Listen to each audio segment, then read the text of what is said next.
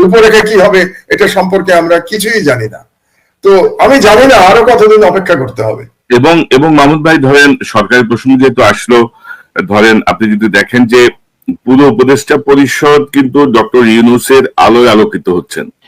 তাদের নিজস্ব কোনো দুই একটা জায়গা, অর্থ মন্ত্রণালয় বা জ্বালানি মন্ত্রণালয়, দুই একটা মন্ত্রণালয় ছাড়া সমালোচনার মাত্রাই বেশি এবং বিতর্কিত লোকেরা কিন্তু নিয়োগ পাচ্ছে। আমরা কিন্তু ধরেন বৃহত্তর স্বার্থে কিন্তু ডক্টর ইউনূসের প্রতি এক ধরনের আমরা অন্ধ সমর্থন দিয়ে যাচ্ছি, যে উনি থাকুক, আমাদের জন্য কিছু একটা হোক, একটা সংস্কার হোক, বিচারটা হোক, কিন্তু বিচার তো ধরেন অত্যন্ত কচ্ছপ গতিতে যাচ্ছে। তো সব মিলিয়ে আসলে এই সরকারের 8 মাসটা মানে কোথায় সমস্যাটা আসলে, মানে এরকম একটা রক্তক্ষয়ী বিপ্লবের পরে, অভ্যুত্থানের পরে সরকার যেভাবে ফাংশন করার কথা ছিল সেভাবে তো করতে পারছে না বা করছে না।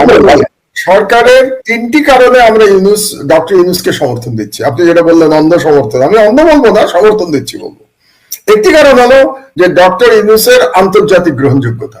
কারণ আপনাদের এমন একজন লাগতো যার আন্তর্জাতিক গ্রহণযোগ্যতা আছে এবং ভারত ইচ্ছা করলেই তাকে কোনো ষড়যন্ত্র করে ক্ষমতাচ্যুত করতে পারবে না, এরকম একজন দরকার ছিল আমাদের। এবং সেই দিক দিয়ে ডক্টর ইউনূসের সাথে তুলনা করার মতো দ্বিতীয় কোনো ব্যক্তি আমাদের নাই, এটা আমাদের মেনে নিতে হবে। 1। 2 নম্বর হলো ডক্টর ইউনূস কিন্তু শেখ হাসিনার জুলুমের একজন ভিকটিম ছিলেন। ডক্টর ইউনূসকে কিন্তু উনি ভিকটিম ছিলেন, এই সরকারের অধিকাংশ ভিকটিম ছিল না, কিন্তু ডক্টর ইউনূস ভিকটিম ছিলেন। এটা হলো 2 নম্বর। আর 3 নম্বর হলো ভারতের প্রশ্নে এবং আওয়ামী লীগের প্রশ্নে আমি মনে করছি এখন পর্যন্ত ডক্টর ইউনূসের একটা দৃঢ় অবস্থান আছে। ডক্টর ইউনূস ভারতীয় হুমকিকে খুব ভালোভাবে মোকাবেলা করেছেন।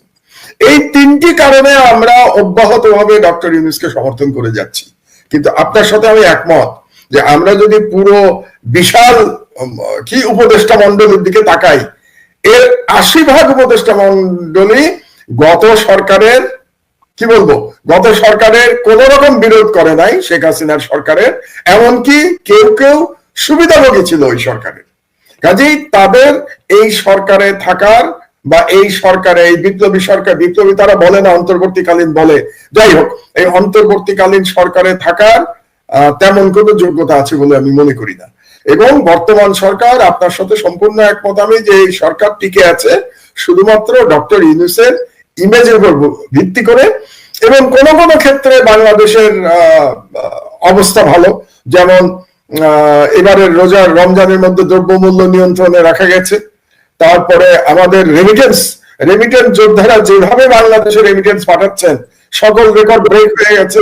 কারণ আমাদের যে ফরেন কারেন্সি ক্রাইসিস ছিল সেটা অনেকটা কিন্তু রেমিটেন্সের মাধ্যমে আমাদের হয়ে গেছে। আর একটা ইন্টারেস্টিং ব্যাপার, এই যে আমেরিকা, আপনাদের প্রেসিডেন্ট ট্রাম্প যে ট্যারিফ ঘোষণা করলো, এই ট্যারিফে কিন্তু বাংলাদেশের আসলে ক্ষতি নাই, বরং বাংলাদেশের জন্য নতুন সম্ভাবনা তৈরি হয়েছে। কেন? বাংলাদেশের মেইন কম্পিটিটর ছিল গার্মেন্টস সেক্টরে চীন এবং ভিয়েতনাম। চীন এবং ভিয়েতনামের ট্যারিফ বাংলাদেশের থেকে অনেক বেশি বাড়ানো হয়েছে, আপনি জানেন, তাদের বৃদ্ধির পরিমাণ অনেক বেশি। চীনের ট্যারিফ তো 100%-এর উপরে। তো সেই দিক দিয়ে আমি মনে করি এই ট্যারিফ সিস্টেমের মধ্যে বাংলাদেশের গার্মেন্টস এর বরং এক্সপোর্টের নতুন সুযোগ তৈরি হয়েছে। তো এই সমস্ত কারণে বর্তমান সরকার অর্থনৈতিকভাবে মোটামুটি স্বচ্ছন্দে আছে, শেখ হাসিনা এত লুটপাট করা সত্ত্বেও। তো সেই দিক দিয়ে ডক্টর ইউনূস ভাগ্যবান এবং সরকার চালাচ্ছেন। কিন্তু মেইন যে দায়িত্ব তার ছিল, একটা দায়িত্ব ছিল তার সংস্কারটা শেষ করা, এবং দ্বিতীয় দায়িত্ব ছিল শেখ হাসিনা এবং তার যে লুটেরা এবং তার যে খুনি বাহিনী ছিল তাদের বিচার সম্পন্ন করা। এখন সেইটা কতটা করতে পারবেন এটা নিয়ে তো কিছুটা সন্দেহের অবকাশ তো আছেই, যে তারা আদৌ কি পারবেন, নাকি তারা আবার নির্বাচিত সরকারের উপরে এটা দায়িত্ব দিয়ে তারা চলে যাবেন। না, আমি ধরেন সব সব মানে ঘটনাগুলো ঠিক পছন্দ হচ্ছে না অনেক কিছুই। তারপরে আপনি যদি দেখেন যে বিপ্লবের পরে উপদেষ্টা আসিফ মাহমুদও একটা বই লিখে ফেলছে, আসিফ নজরুল একটা বই লিখে ফেলছে। মানে কিভাবে সম্ভব, মানে এত গুরু দায়িত্ব 8-10টা মন্ত্রণালয় নিয়ে এরা বই টই লিখে, মানে ব্যক্তিগত ক্যারিশমা জাহির করার জন্য সব প্রস্তুত আর কি। যে দায়িত্ব দেওয়া হয়েছে সেই জায়গাটা থেকে এটা আমার মনে হয়। মাহমুদ ভাই, যে ভারত পাকিস্তানের একটা খুবই নাজুক পরিস্থিতি, আকাশ সীমা এক গ্রুপ বন্ধ করে দিয়েছে, আরেক গ্রুপ সিন্ধু নদের পানির প্রবাহের যে চুক্তি সেটি বন্ধ করে দিয়েছে। তো সব মিলিয়ে টান টান উত্তেজনা। এর কি প্রভাব বাংলাদেশে আপনি দেখেন, বা এই মুহূর্তে বাংলাদেশের আসলে অবস্থানগত কৌশল কি হওয়া উচিত? আমি বাংলাদেশে আসার আগে একটু ভারত পাকিস্তান নিয়ে একটু বলে নেই, তাহলে দর্শকদের বুঝতে সুবিধা হবে। যে টান টান উত্তেজনা তৈরি হয়েছে, এটা কিন্তু আমি মনে করি ভারত লাভবান হয়েছে, ভারতের সরকার লাভবান হয়েছে। আমি ভারত বলবো না, মোদী সরকার লাভবান হয়েছে। কারণটা বুঝাই আপনাকে আমি। কারণ মোদী সরকার, আপনি জানেন যে মুসলমানদের ওয়াকফ বিল নিয়ে মোদী সরকার একটু বিপদের মধ্যে ছিল। ওয়াকফ বিলের মাধ্যমে মোদী যেটা চাচ্ছিল যে সেই শত শত বছর ধরে মুসলমানদের যে সম্পত্তিগুলো ছিল বিভিন্ন কাজে, যেমন ধরেন মাদ্রাসা কিংবা মসজিদে যে সব সম্পত্তি দান করে গেছে আগের মানুষজনেরা, সেই সম্পত্তিগুলো দখল করার একটা প্রক্রিয়া শুরু করেছিল মোদী সরকার। কিন্তু সেটা সুপ্রিম কোর্টে গিয়ে আটকে গেছে, এবং এই ইস্যুটা নিয়ে মোদী সরকার খুবই বিব্রত করা পরিস্থিতিতে পড়েছিল। এবং আপনাকে বলে রাখি, এটা সুপ্রিম কোর্ট ওই বিলটাকে স্টে করেছে, মানে ওয়াকফ সম্পত্তি কেড়ে নেওয়ার যে বিল পাশ করেছিল মোদী সরকার পার্লামেন্টে, সেটা স্টে করেছে। এবং আগামী মাসের সম্ভবত 6 তারিখে এটা নিয়ে শুনানি হওয়ার কথা ভারতীয় সুপ্রিম কোর্টে। এরকম একটি অবস্থায় এই কাশ্মীরের এই সন্ত্রাসী ঘটনায় ভারত সরকার কি করতে পারছে? এক হচ্ছে যে সংখ্যালঘু মুসলমানদের বিরুদ্ধে আবার তাদের ক্যাম্পেইন তারা শুরু করতে পেরেছে, এবং মুসলমানদের বাড়িঘর ভেঙে দেওয়া হচ্ছে কাশ্মীরে, এবং অন্যান্য জায়গায় মুসলমানরা খুব ভীত সন্ত্রস্ত জীবনযাপন করছে। তার মানে রাজনৈতিক ভাবে বিজেপি আবার এটাকে ব্যবহার করতে পারছে, এটা একদিকে।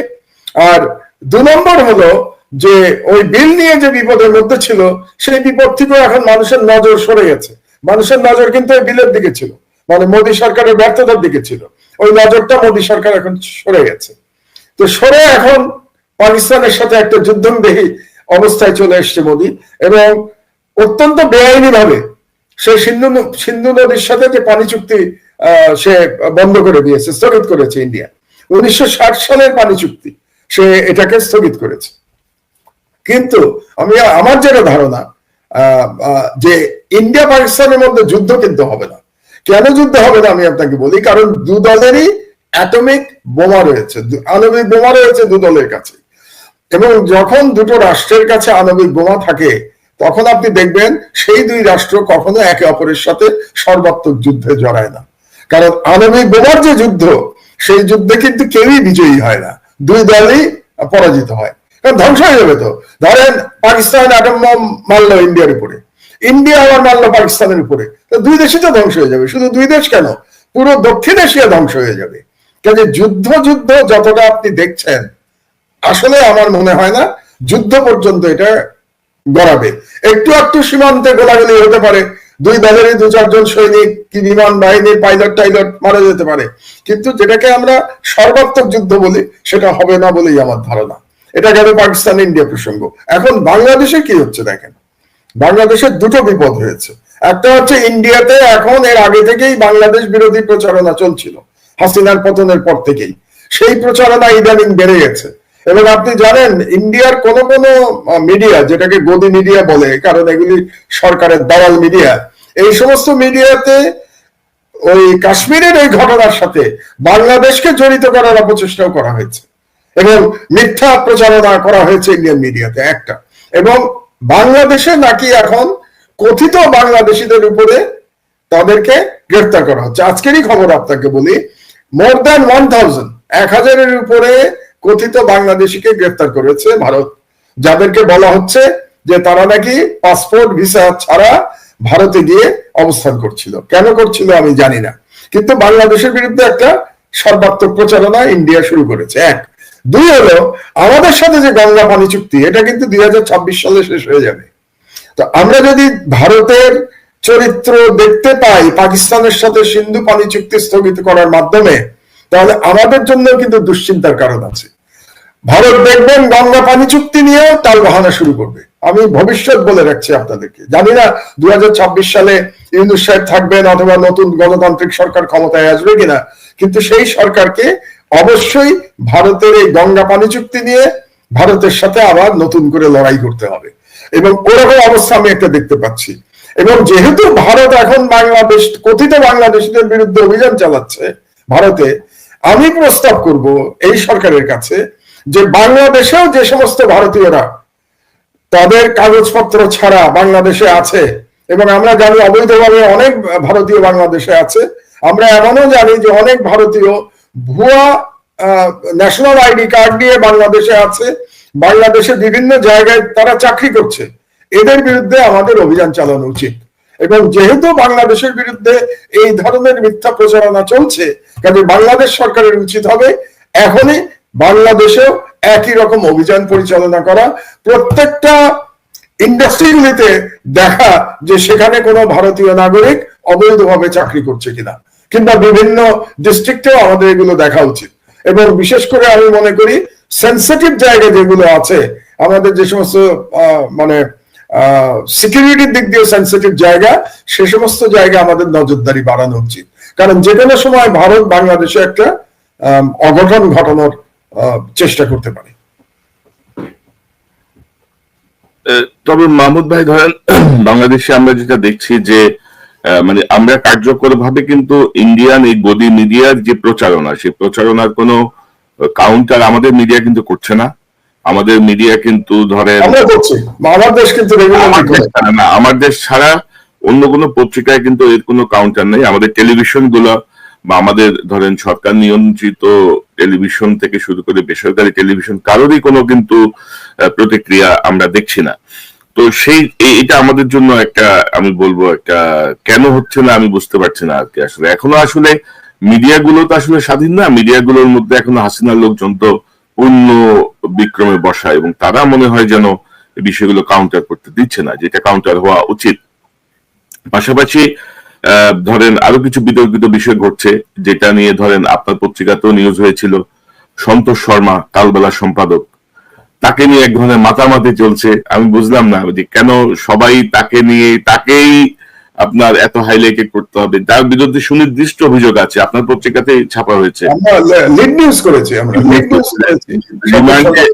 রিমান্ডে যিনি নির্যাতন করতেন ইসলামিক নেতাদের, রাজনৈতিক দলগুলোর নেতাদের উপরে, তাকে নিয়ে সে, তার বিরুদ্ধে মামলাও হয়েছে।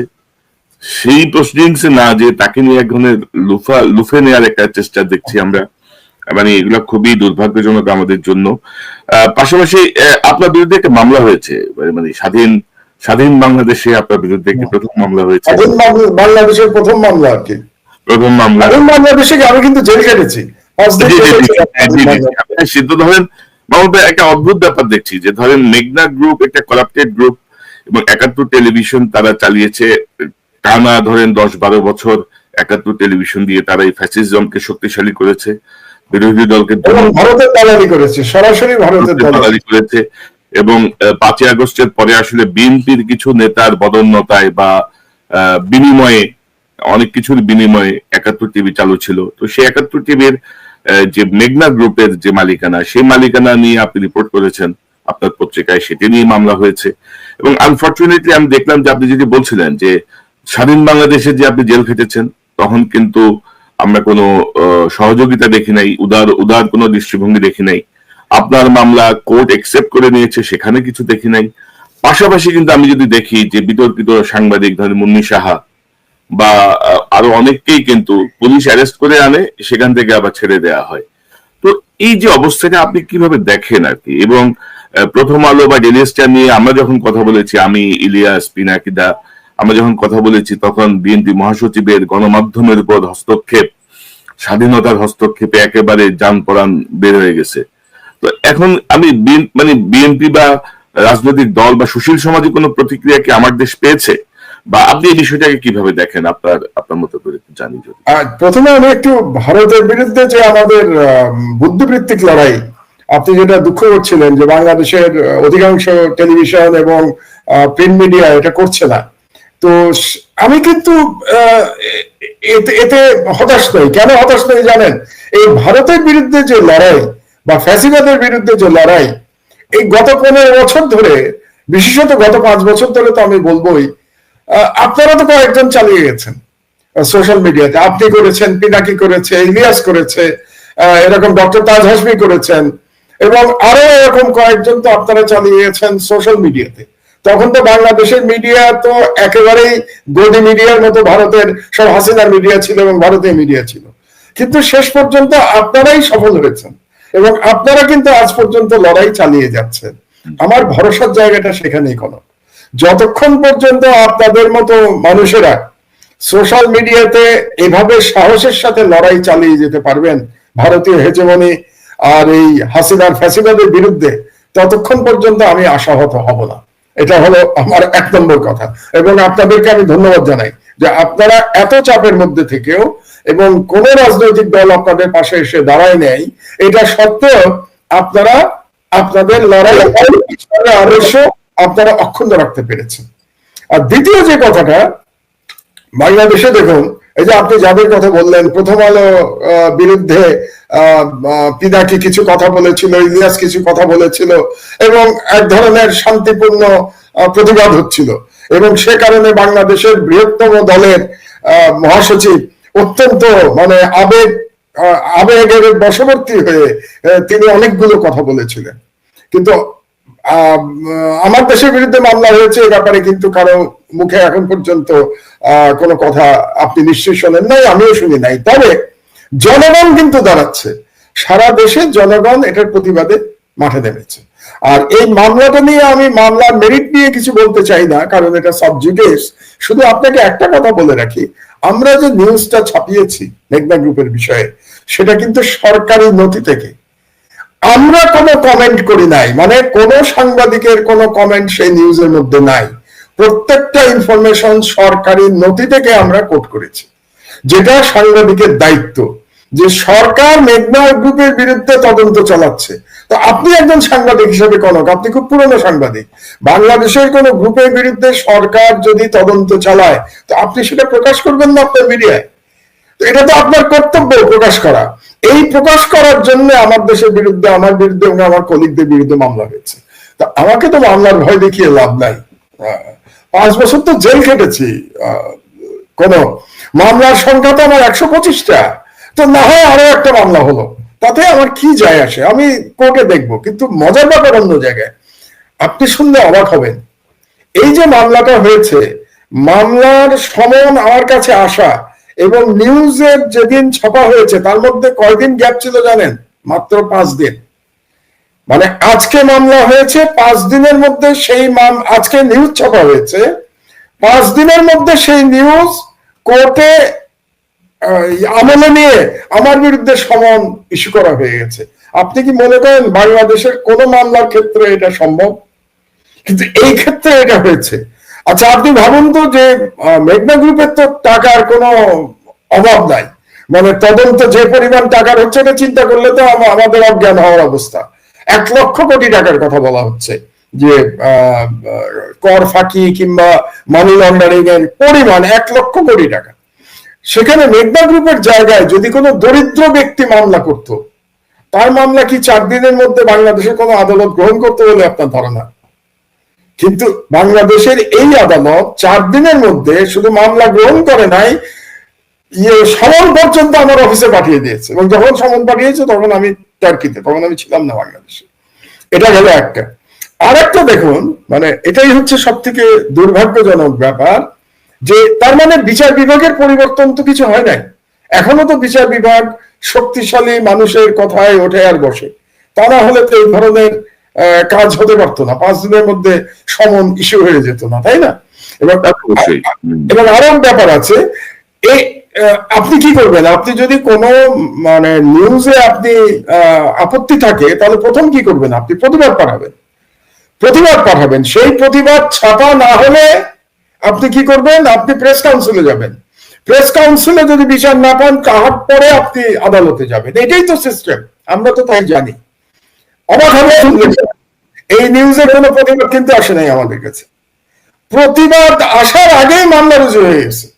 শুধু মামলা রুজু হয় নাই, মামলা অ্যাকসেপ্টেড হয়ে গেছে, মামলা কগনিজেন্সে নিয়ে সমন ইস্যু হয়ে গেছে। কোর্ট থেকেও জিজ্ঞাসা করা হয় নাই যে আপনি কি প্রতিবাদ দিয়েছেন? তো প্রতিবাদ দিলে প্রতিবাদ কোথায়? এটা হচ্ছে বাংলাদেশের বিচার বিভাগের অবস্থা। এখন আমি জানি না আইনমন্ত্রী তো জুলাই